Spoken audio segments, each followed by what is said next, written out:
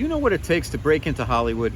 This is Robert Manni, host of Guys Radio. Maybe you're an actor, a director, a producer, or a screenwriter, and you've got a super project, but you're not sure how to get it into the system and get the right eyeballs on it.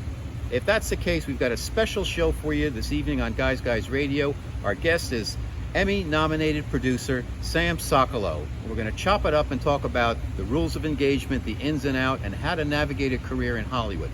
All tonight on Guys Radio at 8 p.m. Pacific Time here in sunny Southern California. 102.3 FM, 106.5 FM, and 1050 AM. The pod drops tomorrow worldwide. Guys Radio, thank you for your support.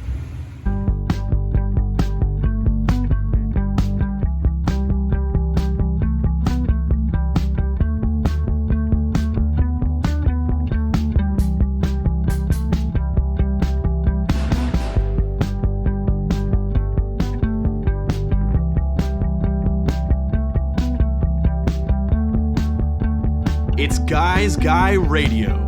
Here's your host, Robert Manni. Welcome to Guys Radio. This is your host, Robert Manni, welcoming you to the show where men and women can be at their best and everyone wins. Guys Radio.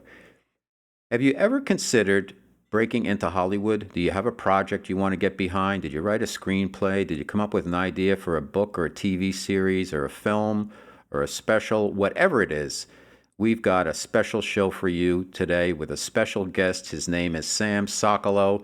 He is a Hollywood producer extraordinaire, Emmy-nominated for the wonderful Genius series on Nat Geo. Sam Sokolow, he has helped guide me and counsel me and coach me, and he's a terrific guy. He's a guy's guy, and we did a pre-recorded conversation last week. And I just have learned so much from Sam, and he's a really good guy. So I think today's show is going to be wonderful for anybody who has aspirations of breaking into Hollywood.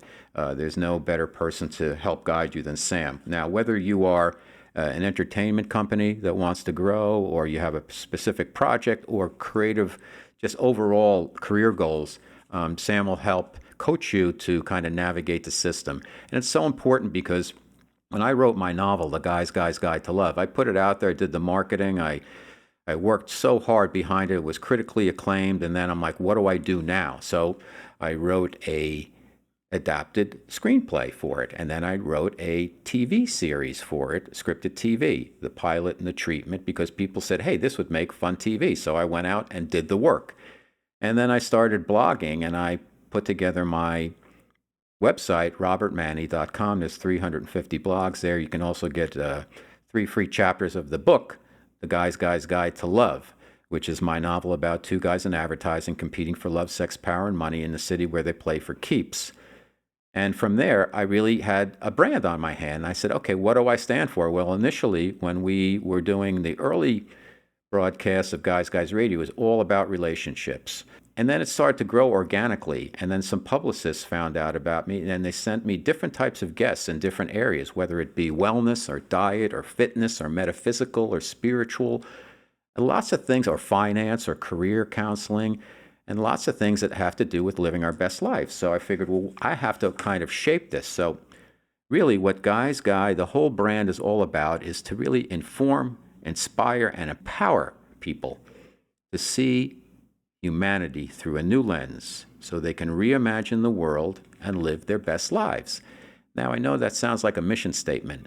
You know why? Because it is. And the person who helped me, guided me to sit down and write that, to get a very clear, crisp vision of what this Guys Guy brand is all about, with all the wonderful aspects of it and all the wonderful components of it, was Sam Sokolow. So I want to have him on the show, and I want to have him talk about his new company and talk about Hollywood, what it takes to get into the business, what are the rules of engagement, and how do you interact with people in the business so you have the right lexicon, the right terminology, the right nomenclature, the right way of approaching people and discussing your work so you're making the best use of people's time who are there, who can possibly help you. So very special Guys Radio show today with Emmy-nominated Hollywood producer and Guys Guy, Sam Sokolow.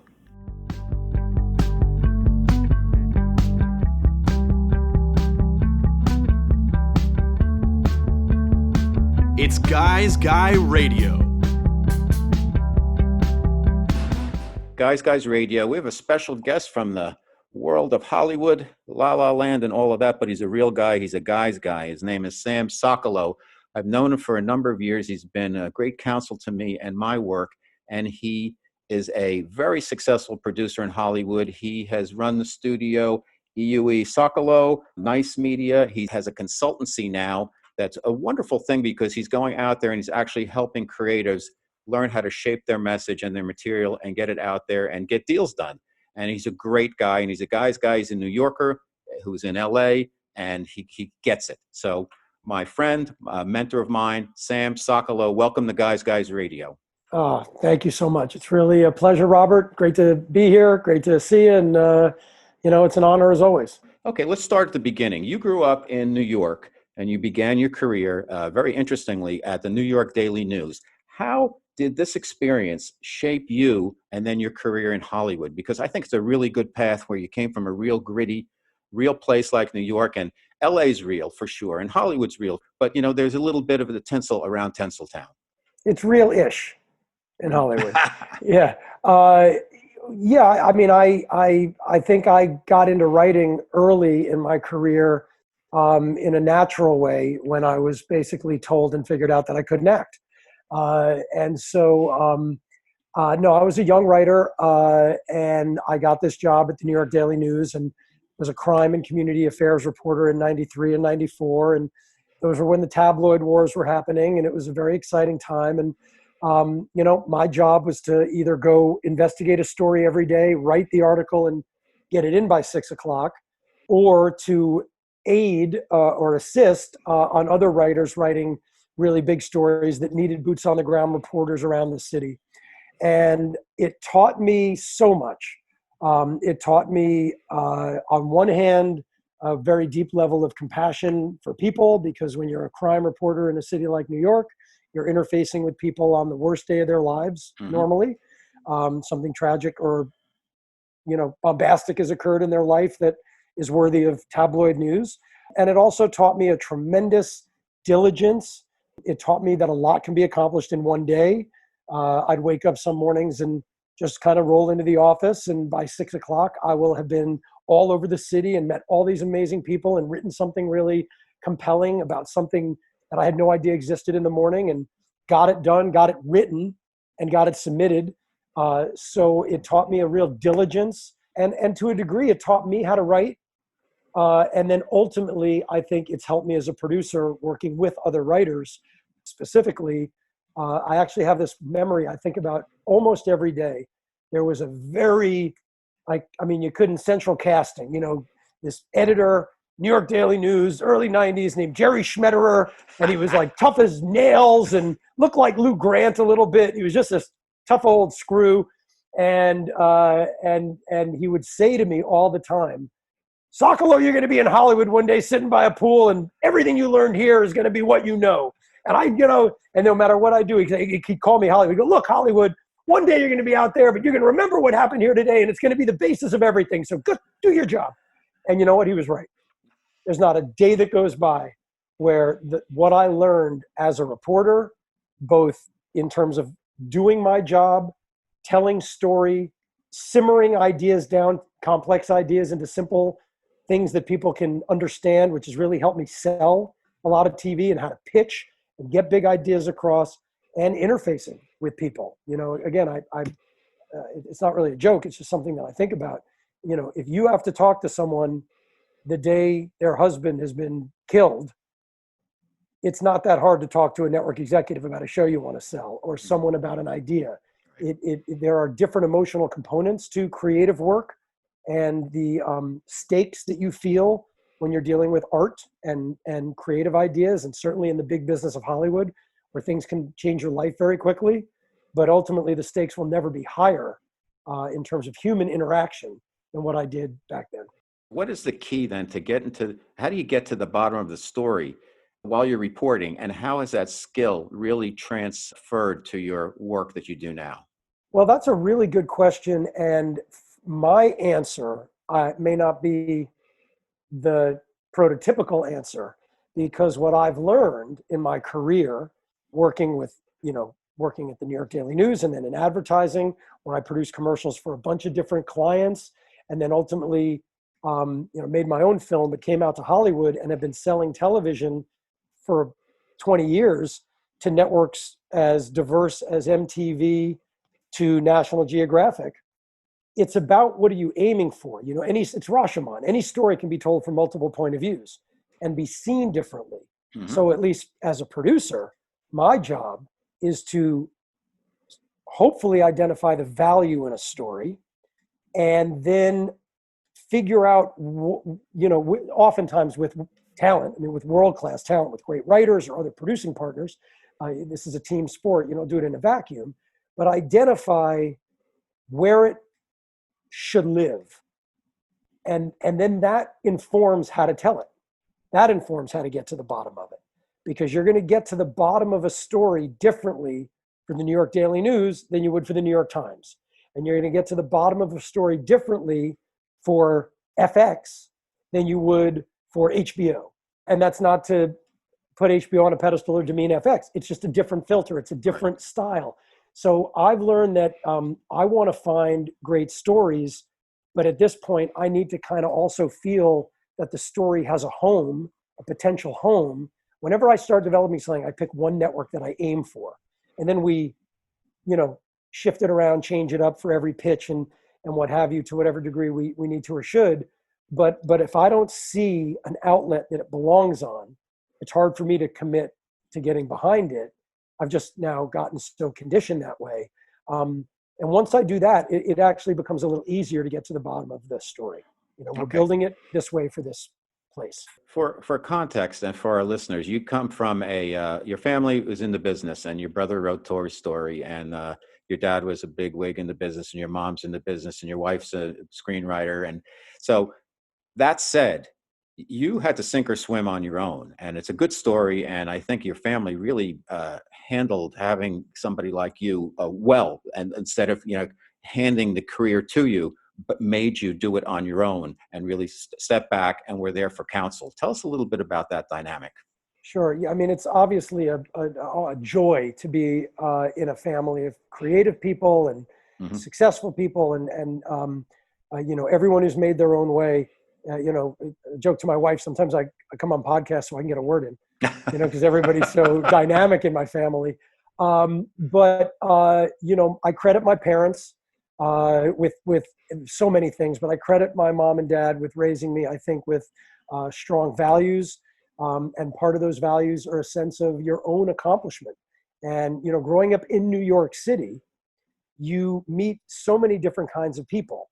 And I knew people that grew up with nothing, that 4 or 5 siblings sharing one room. And I grew up with people that had everything, that lived in Park Avenue apartments so big they'd never see their parents, if their parents were even around. And I think that my parents recognized that while we certainly didn't have, that kind of wealth at all. My parents both grew up in Brooklyn, bootstrapped themselves into Manhattan and raised 3 kids and made careers and really exceptional lives in doing it. So they were working class people who became, really successful people in the industry. And they taught us that working class ethic. Part of the story that I know I touched on when we talked and you're alluding to is my mom gave me my first job after college as her assistant on a made-for-television movie. And I really learned how a film was, launched and cast and staffed up and then physically made and then gone through post-production and delivered. And that was a wonderful experience. And soon after, she took me out for a meal and sat me down and said, here's an envelope. This is basically my contact list typed out. If we ever have resumes that match again, we both failed. Got it. Got you an experience. You want something, you pick up the phone and call someone.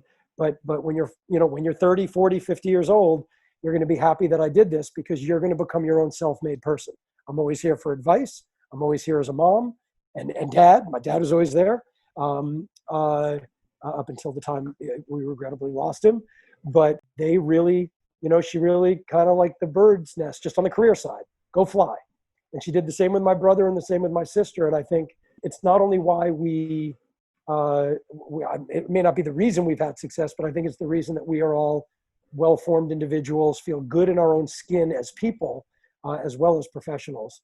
And I get to lay my head on the pillow every night and know that, my mom was definitely critical in giving me a sense of what I wanted to do, certainly giving me a little bit of a start, but she also demanded that I do it on my own, and she demanded excellence, and I strive for it every day.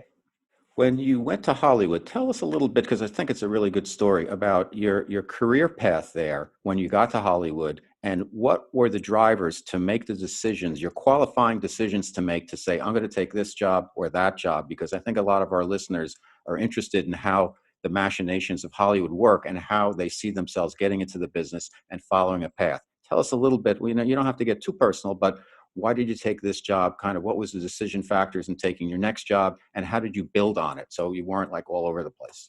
Well, it's a good question, but I'm not sure that my answer is going to be the exact answer that some people may be looking for, because I came out to Hollywood right when I graduated college. I mean, I graduated college, partied for a couple of days, and got on an airplane and came to Hollywood. And as I said, my very, very first job, it just dovetailed with my mom executive producing this movie that summer. So I went to work for her. And, and by the way, while that is an incredible thing, and I understand how unique and vital and fortunate that was, when you walk onto a set as the lowest level production assistant and your mom is one of the bosses, you actually have to work twice as hard. You have to be more your own person. It really isn't. It's not a pat on the head job. It's like, oh, everybody hates you walking in the door, so Right. you better prove to them that you're there. So anyway, I did that. And then I was living in Venice Beach, where I live now, and history repeating itself. The riots happened in '92, and I was living right down in the heart of Venice. And it was really a wild time and a meaningful moment, but a scary moment. And being a New Yorker and only having been out here a couple of months, the idea of people standing on their tops of their stores with Uzis and National Guard and all of that, it felt like a different kind of chaos than New York. And my father had just passed away. And so I moved back home. I wanted to go be with my mom. I kind of needed as a young man to be home. But I also was like, okay, Hollywood is what it is. But I was just like, LA is crazy. I'm getting out of here. And then I got to New York and began, I studied acting for a little bit, learned I couldn't really do that, but I had been writing, and I managed to get a job at the Daily News. They were under new ownership and they were staffing, and I fell into this amazing job where I was a crime reporter and a Metro reporter. And that was all I focused on.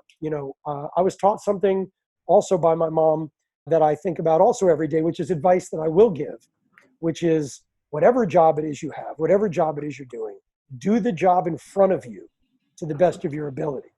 That's what leads to other opportunity. Sitting there on somebody else's dime and writing the great American screenplay or thinking about other things, that's not going to get you hired. Sitting somewhere and saying, oh, I want this other job, that's not going to get you hired.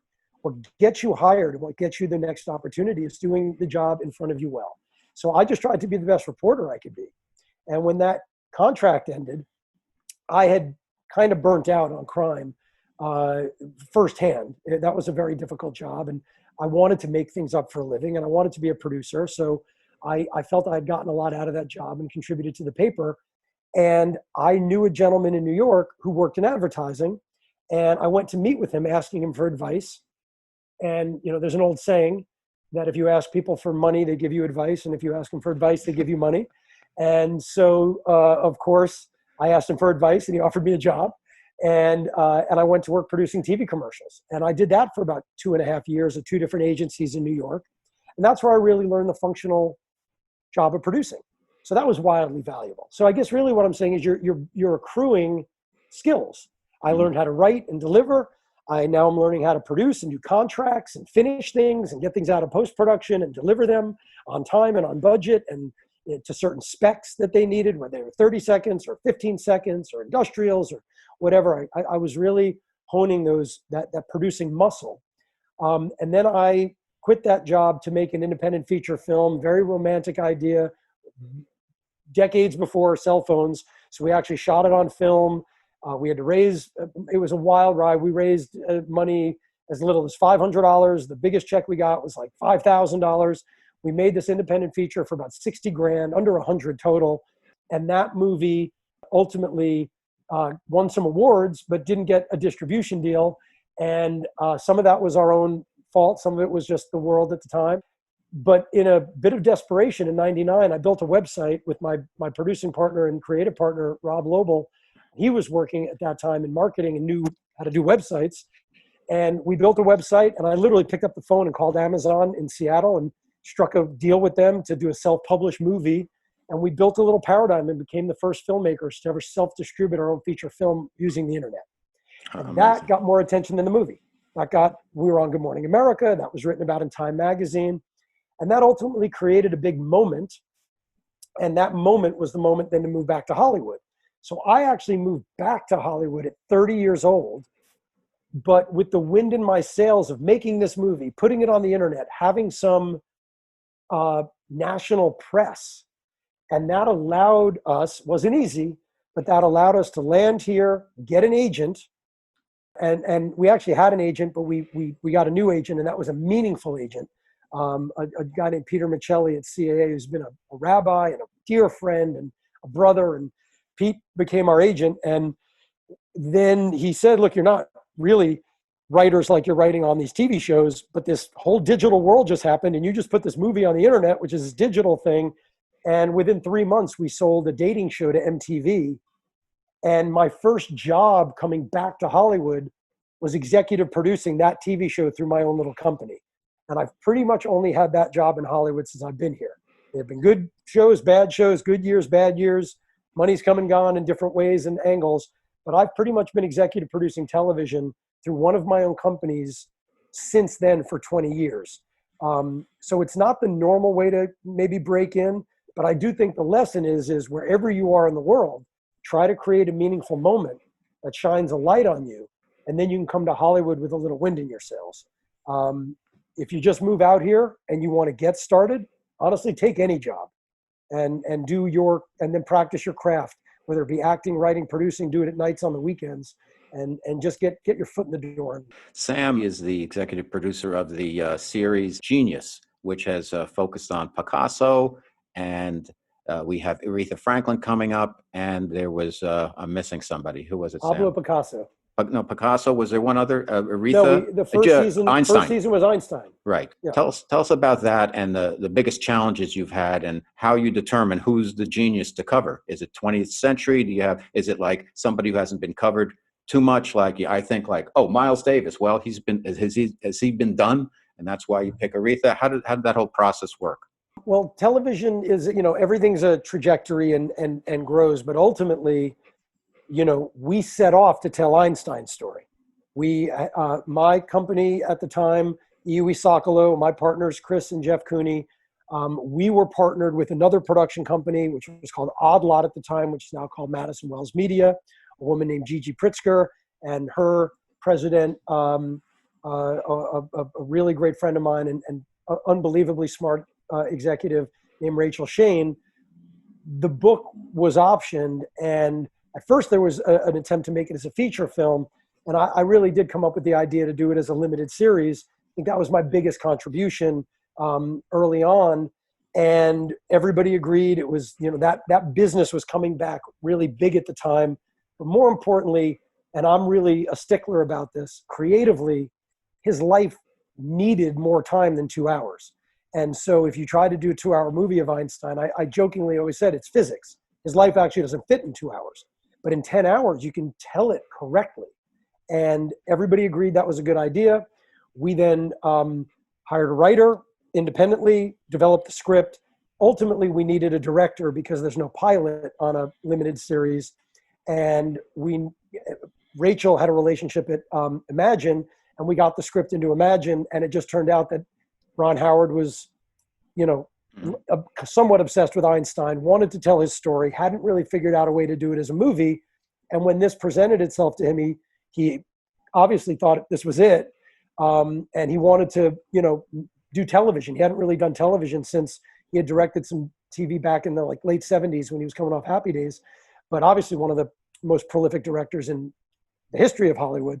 So when Ron decided to do this and direct the pilot and executive produce the series, you know, the world opened up, and we identified Nat Geo as the place that we thought would be the best place. They were looking to take their, you know, global 100-year-old Tiffany brand and start making premium scripted television.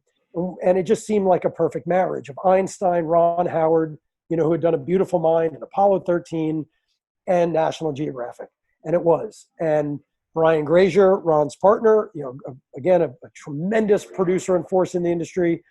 Brian really very quickly organized all of us in a room, and this got off and running. While we were making the first season of Einstein, the conversation turns to who would we do next if we're fortunate enough to get a second season. And it, you know, it's a lot of, I would say a lot of cooks in the kitchen, but there's a lot of people that have a say in that. Ultimately, the network makes the final decision. Mm-hmm. So almost like pitching the TV show to begin with, you're pitching ideas, and you know the network, incredibly smart executives, Courtney Monroe, Carolyn Bernstein, Hugh Fitzpatrick. You know, they know what they're doing. They're really great at what they do. Ron and Brian, obviously, Gigi and Rachel, Chris, Jeff, and I. There were very really terrific, engaging conversations about who else should we do, but we're making a TV show. So, you know, ultimately the showrunner of the first two seasons, Ken Biller, I think, you know, said it very clearly. You know, we need someone whose name everyone knows, but whose story they'd be interested in watching. They have to have impacted the world in a way. They have to have impacted their field in a way that they literally changed it forever. You know, they're a genius. And then they also need a story worthy of a series, you know, a season of television. That's the hardest part, is a life interesting enough to actually make a TV show about. The quick example that I use is right after Einstein, 1 million people pitched me Nikola Tesla. And while Tesla is certainly an intriguing character and a fascinating scientist, he lived alone and he ate dinner by himself every night in the same restaurant. Hard to do, you know, tough to do 10 hours of TV on a guy like that. So once you kind of, again, filter all of those things in, then the list, you know, naturally shrinks. And Pablo Picasso rose to the top for season 2. And, you know, it was extraordinary work. And then that did well enough that we got a third season ordered. And then when the third season ordered, it was a little bit of a journey, but Aretha Franklin, you know, arose. And I think that that was also a really savvy decision by everyone involved to, you know, we had done 2 European men, both, you know, basically lived between the late 1800s and the 1970s. And Aretha is an African-American woman and a contemporary story. And there's really nobody like her. And the story of her life is so unbelievable. When people watch it, I think they're going to they're just going to be amazed at, you know, again, she's the perfect example of, you know her, but you don't really know her story. And then if Aretha goes well and we're blessed with a 4th season, you know, those conversations will begin again. And you know, National Geographic has proven they make the right decision. So they will. Guys Radio, your host, Robert Manni. I'm here with Hollywood superstar producer and great guy, Sam Sokolow. One last question on the Geo series, Genius. When you're going into the consideration set, a lot of geniuses sometimes have other issues. You take somebody like, you know, Keith Richards. What a talent. Incoming. The songs are incoming on the antenna. Yet he's had some substance issues, as many other great creative geniuses have had. Do you have to factor that in when you're going through the qualification process as to, okay, what talent are we going to focus on next season? Well, I mean, yes, but not as like they had an issue, so they're an interesting character. There is a price to genius, and that I think is something that this show is about to a large degree. No one becomes Einstein without a lot of challenges, personally, professionally. No one becomes Picasso. No one becomes Aretha without a dramatic life. Einstein certainly was not a drug addict or an alcoholic or anything like that. But he was this creative visionary and brilliant scientist who saw things others couldn't see and chased that truth in a way that he paid a price as a father, as a husband, in some cases as a citizen. And then he was a Jew in Nazi Germany. And that is a whole layer of story that is a monster challenge. I would imagine getting out of Germany during Nazism and Hitler is harder than getting through rehab. Not to downplay rehab. I know some people never get out of rehab, and I totally understand that. But, there are stakes, of course, similar in the sense of trying to find great stakes in their lives. Picasso also. Picasso never had a substance abuse problem, but he had an ego problem and a narcissistic problem. And I think we all see what that can do at this point in history to someone. And Aretha also had a lot of issues and challenges. And I think there is a price to genius, and we explore that. But we don't necessarily look like a movie might, where say, oh, they did it, but they were a drug addict, and we're going to kind of explore that quickly. If someone has these issues, we're going to tell the story authentically. But we don't look for those types of issues. Issues emerge. Yeah. Okay. I was almost thinking of it as a disqualifier, because across 10 episodes, if somebody does a deep dive and they have a substance issue problem, that maybe that puts them aside, because you don't want to focus all that time on that. You want to focus on their genius. Well, look, how do I say it? There's been a lot about Churchill in the last few years. Exceptional work. I mean, Gary Oldman's Churchill is incredible. John Lithgow's Churchill is incredible. So I'm not saying that we would do Churchill, but Churchill had a scotch at 8 a.m. and smoked 2 cigars a day. Right. And so did he have a substance abuse problem? I mean, by the book, yes, he did. But he's certainly a guy you could do 8 hours on, and it would be fascinating. So I don't think it disqualifies you, but we're not a show about that. We're not a show about that kind of thing. We're a show about, what it takes to become accomplished at a level higher than even the best. You're a genius. Let's shift subjects a little bit. From your side, and I want to cover it from both sides of the desk. You work with creatives. I want to get to advice as to what some of the creatives need to do to really find their way in the Hollywood quote unquote system, because so many creatives that I've worked with, they don't want direction, but they do want direction. And a lot of the marketing stuff is like, I don't want to be doing this part of it. I want to be doing the work. But from the other side of the desk, from your side of the desk as a producer, what's the most helpful and effective way people in your job can deal with creatives? It's a acquired skill, I think. Ultimately, I know I'm not a writer, I'm not an actor, I'm not a director. My job is I look at producing as doing the best you can do to put talented people in a position to do their best work. So, when I'm working, say, with a writer, I want to know what we agree early on, what our goal is, what kind of tone are we trying to achieve, what kind of show are we trying to develop, and where do we ultimately want it to live, even if it ends up living somewhere else. Those create a few North Stars that we start aiming for, and then my job is to encourage us to keep marching towards those North Stars. For creatives, look, it's being a world-class talent is not easy, and doing it consistently over time is not easy. So I am very deferential to writers and creators, and I want to listen to them more than talk. And I want to hear what they have to say and what they're trying to accomplish. And then once I feel like I really understand that, then I know, players need coaches. And I come from an athletic background, so I wouldn't have accomplished anything without coaching that I did as an athlete. And so I kind of feel like a coach, and a coach doesn't play the game. A coach tries to help people play the best game they can play and be winners themselves. I know that's very broad strokey, but that's how I approach it philosophically. And again, there's no one writer that's the same, and there's no one project that's the same.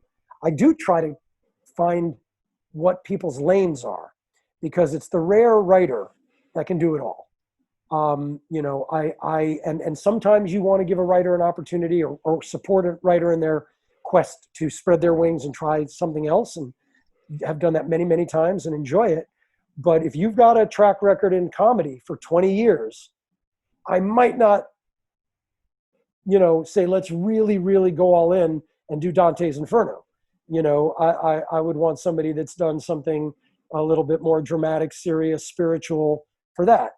And vice versa. If your body of work is all crime drama, I respect that you might want to go do a comedy, but we got to really be thoughtful. Is that how you're going to be accepted in the marketplace? And are we going to be, are you going to be putting in a lot of time and effort that might not bear fruit at the end?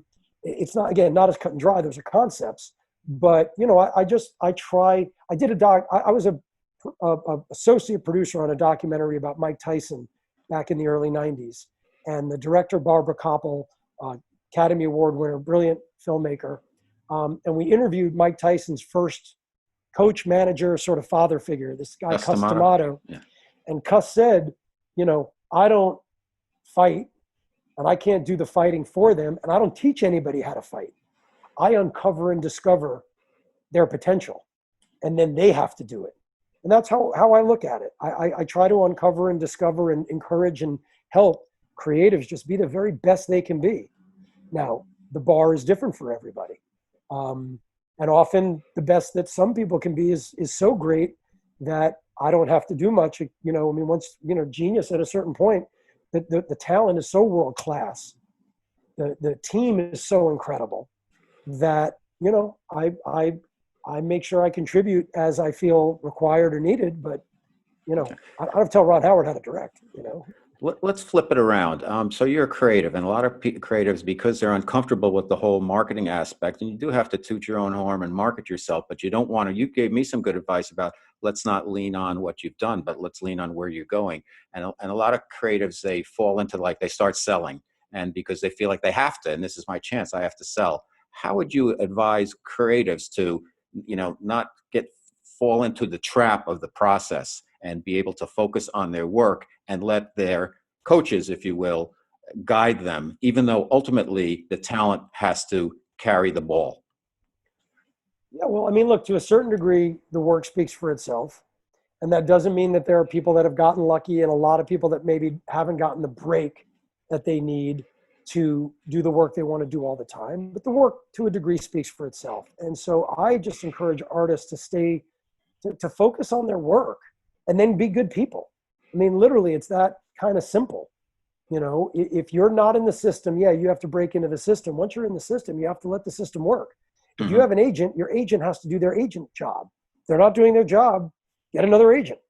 But don't wring your hands over it more than you need to. Focus on being the best writer you can be. Focus on being the best actor you can be. And then be a good person. Be kind, be nice, be personable, be the kind of person people want to be around. It actually matters. There's a lot of companies. You'd be amazed how many offices you walk into. I have in the last 20 years. And I've heard somebody on the other side of the table or desk or whatever say, we have a no assholes policy around here. Well, we did too at our company. And so what does that tell you? It just tells you at a certain point, people actually don't need to work with attitude problems or desperate people. Now, at a certain point, if you're a certain level of talent and you're an A-list star and everything's happening because of you and you're number one on the call sheet or you're what have you, and you happen to be difficult, okay, that's the way it goes. You do your best to deal with it.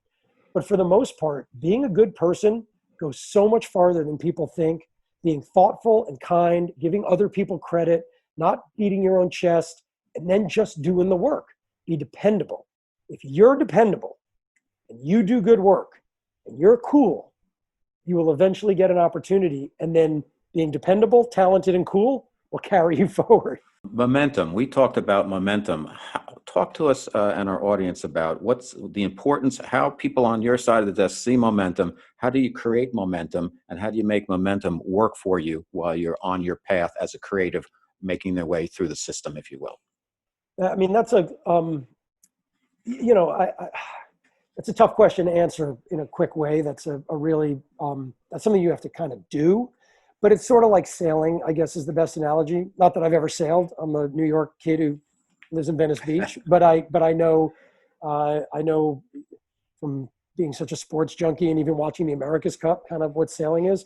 And it's very rare you go in a straight line. It's about constantly catching wind to get where you're going.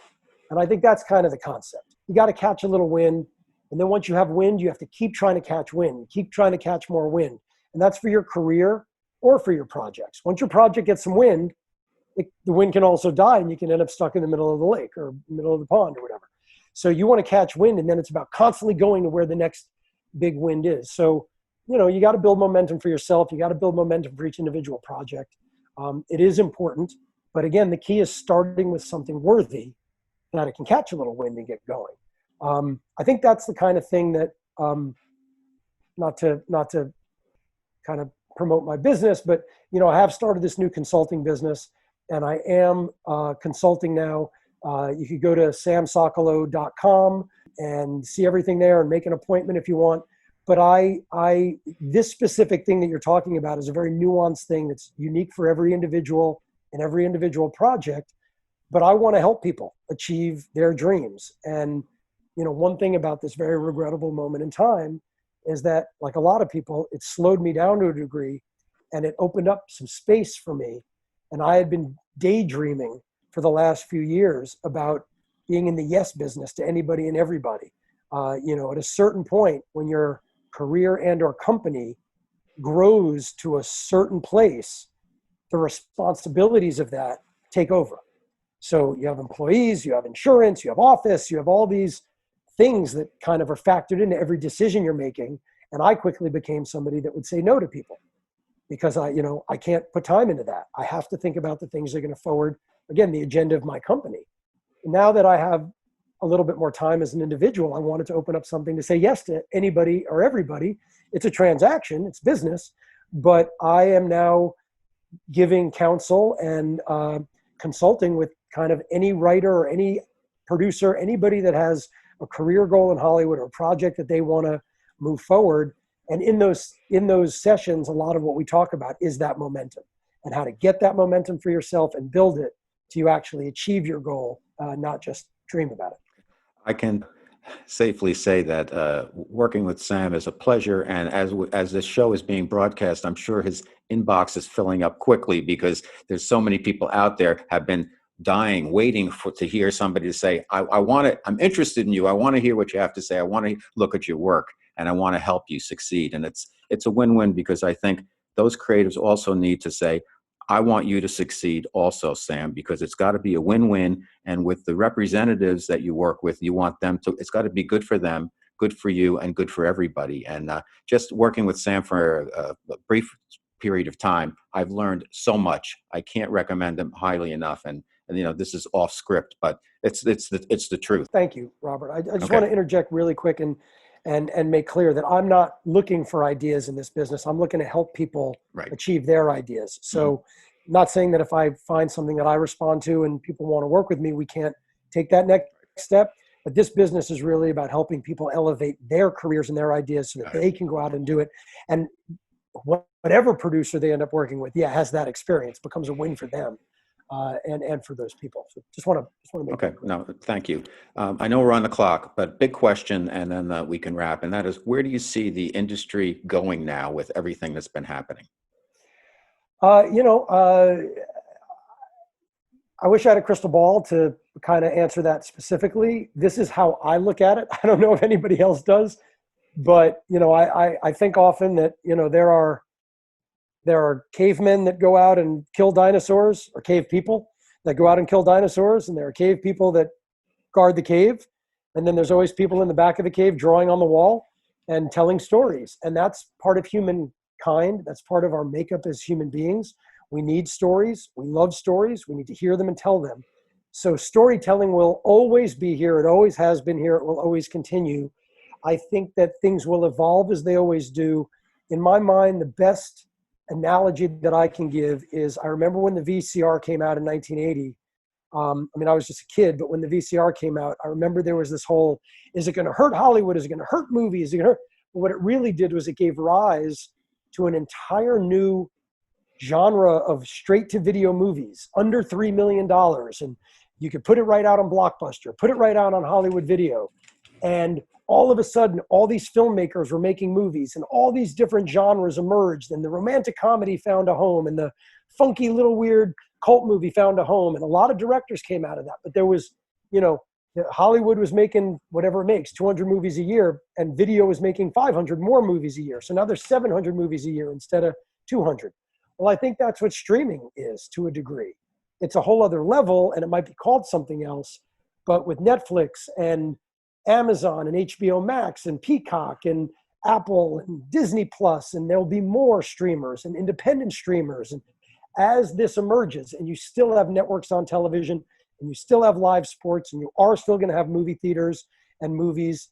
There will be a vaccine. We will get past it. It might take longer than we want, but the polio vaccine was needed. That took a few years, and then 70 years of social thriving living. We will get back to that. How those things will evolve and change, they will. But I think that there's going to be a huge gold rush in the next 5 to 10 years of smaller films and independent filmmakers making movies at a price point that can be easily picked up by streamers, and they're going to get more movies made and more emerging voices. I also think that, very much like, if I may, to use a different technology, like the magazine business, 100 years ago, there were 5 magazines. And then 20 years ago, there were 1,000 magazines, and 8 magazines just for photography, and 20 magazines just for cars. And, we're going to get more specific and probably more on a cultural level than a genre level. So you're going to see emerging voices because of this new distribution model and the ability to feed that beast with content. I think that you're going to see a hunger for and the ability for people to tell their stories more easily. I think they can make things at a different price point. And I think you're going to see cultural voices emerge and find specific audiences in a successful way that's not going to require the Hollywood machine to say, can we really tell a story about that immigrant with that sexual, identity? Well, you know what? That story is going to now get told, and then somebody gets to decide if they want to distribute it or not. And so that's where I really see it going in the big picture. I see emerging voices that are very specific to cultural experiences, and a lot of opportunity for those stories to get made, distributed, and enjoyed. So out of chaos comes opportunity, and that's good news.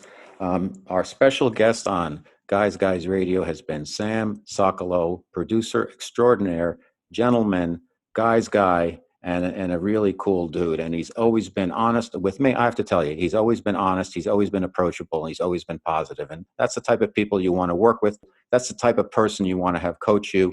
And that's the type of person you want to know. So thanks so much, Sam, for being on the show. Thanks for being you.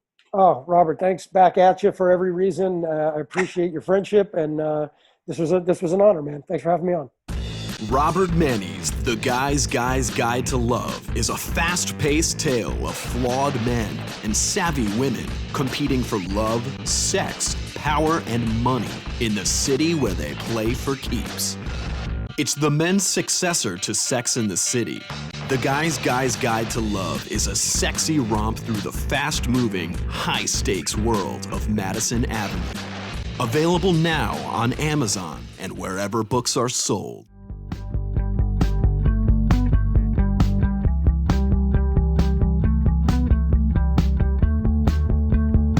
It's Guys Guy Radio.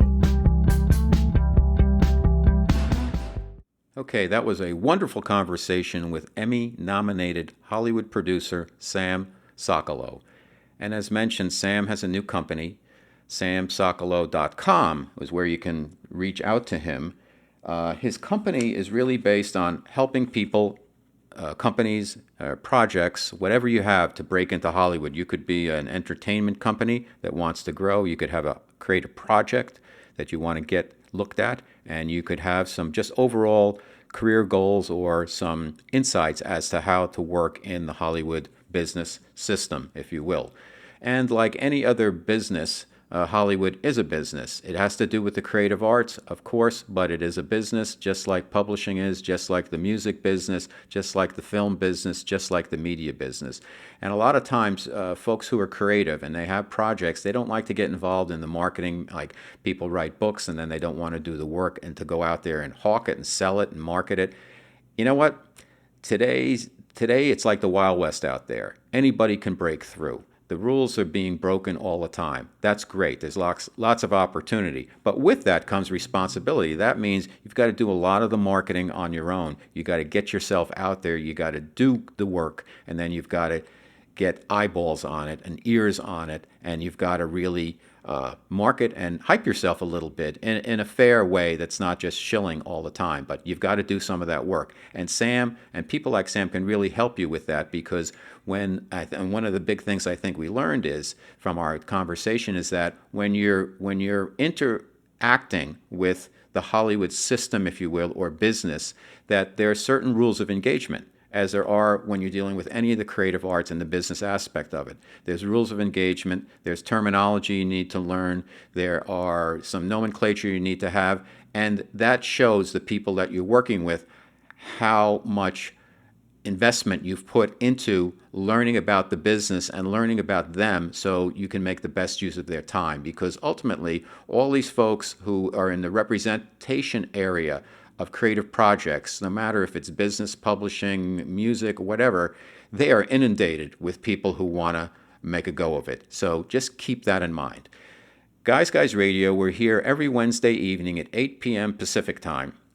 102.3, 106.5 FM, 1050 AM, all over Southern California. The show rebroadcasts every Sunday at 6 p.m. Pacific Time, and the pod drops every Thursday worldwide, and by worldwide I mean iHeart and Spotify and Apple Podcasts and Google Play and Spreaker and Stitcher and TuneIn and Blog Talk Radio and CastBox, and really anywhere that you consume your podcasts, you can find Guys Radio. We've done over 416 shows, and we now have a YouTube presence where there's lots of videos, lots of Guys stuff, but also we have what's called Best of Guys Radio, and we do the video promos, and then we play the podcast, and we have some of our select special guests and special shows there on my new YouTube channel. So you can just check out Robert Manni YouTube.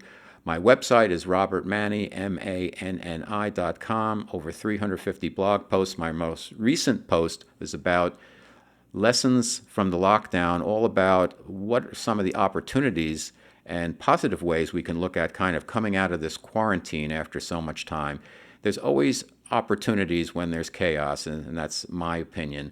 And somebody's going to make out from, obviously we don't want to downplay and minimize all the pain and tragedy that's happened recently, but also when there's chaos and the rules are being broken and the walls are crumbling down, that means there's opportunity. So just keep that in mind. There are some positive aspects to change. People don't like change. A lot of times they really want to cling to things, but change can be very good. So just keep an open mind on that. So Robert Manni here, your host of Guys Radio. I truly enjoy doing the show. I love the service aspect of it, of bringing new information, new stories, new experiences through my guests to you each and every week, and I hope you'll join me again next week. If you want to support the show, hey, give us a review, review, subscribe on Apple Podcasts, and otherwise, just a big thank you for being there. Guys Radio, we're back again next week, and as I always like to say, guys, finish first.